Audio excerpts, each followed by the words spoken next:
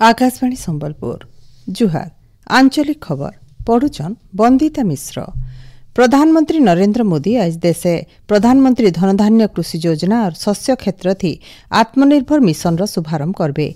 ई अवसर भुवनेश्वर ठाने state of the art wholesale माछ बाजार और हीराकुद इंटीग्रेटेड एक्वा पार्क रो आभासी जरिए शिलान्यास करबे।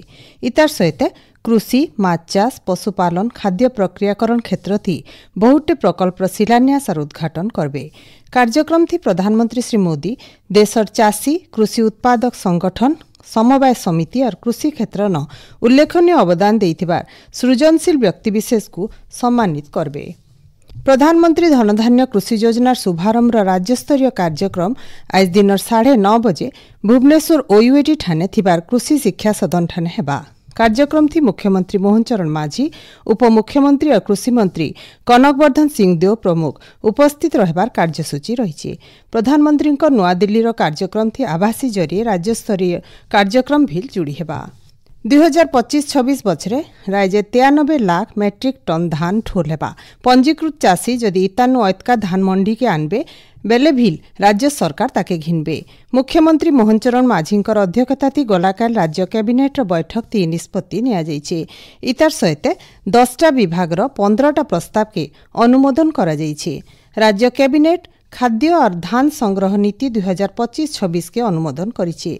इतार छड़ा राज्य शहर इलाका न वर्ज्यवस्तु के हटाबार लगी नुआ योजना स्वच्छ ओडिशा कार्यकारी हेबा। सरकारी बाबदे 5 बछरे 1600 कोटी टंका खर्चा करबे। इतार छड़ा राज्य नदी संजोगीकरण के आक्के नेबार के भील कैबिनेट थी निष्पत्ति निया जाइछे।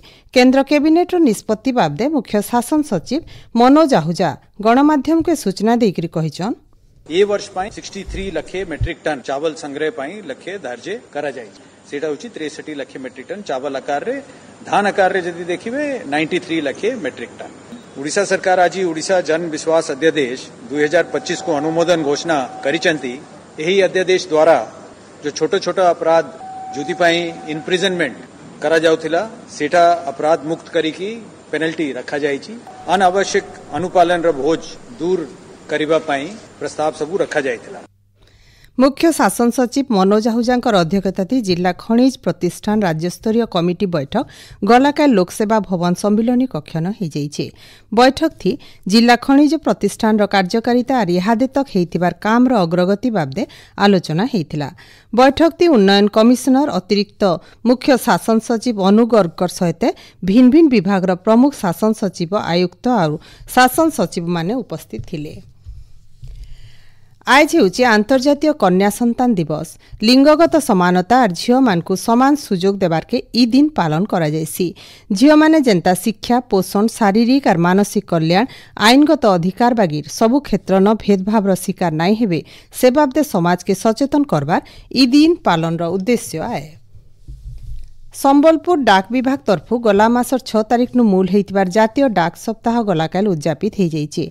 लोकमानकर डाक स्थानीय सेवा और विश्वस्तरीय पहुंच विषय वस्तु के नेकरी जातीय डाक सेवा सप्ताह पालन करा जाइथिला।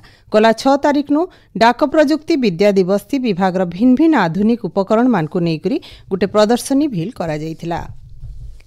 नुआपड़ा विधानसभा उपनिर्वाचन लगी तारीख घोषणा कराजिबार सहित जिला न आदर्श आचरण विधि लागू होइछे। ई समय थी निजर दायित्व और कर्तव्य बाबदे अवगत कराबार लगी जिलापाल मधुसूदन दास अध्यक्षता थी पुलिस मजिस्ट्रेट समन्वय बैठक हो जाइछे। भुवनेश्वर कलिंग स्टेडियम ठाने आज ठानु 28 number Asia table tennis team championship प्रतियोगिता मूल हेबा। आइबा 15 तारिख तक हेबार के थिबार ई चैंपियनशिप थी 22टा देश नु 500 नु अतका खेलाली भाग नेबे। पुरुष और महिला टीम वर्ग थी प्रतियोगिता मान हेबा। इथि भल प्रदर्शन करिथिबार दल माने आइबा दिने लंडन न हेबार के थिबार विश्व टेबल टेनिस टीम चैंपियनशिप थी भाग नेबे। उत्तर ओडिशा और तार पाखर बंगोपसागर न गुटे घुंटी बलय सक्रिय रही। इतार प्रभाव थी आइबा काल तक राज्यर भिन्न भिन्न जगह न वर्षा लगी रहबा बोली भुवनेश्वर आंचलिक पाणीपाग विज्ञान केन्द्र तरफु अनुमान करा जाइछे।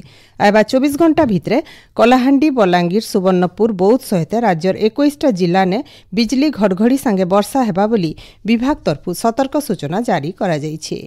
एचनीर आंचलिक खबर इन शेष आर बेलर आंचलिक खबर सुनी पारबे राति 7:02 थी। जुहार।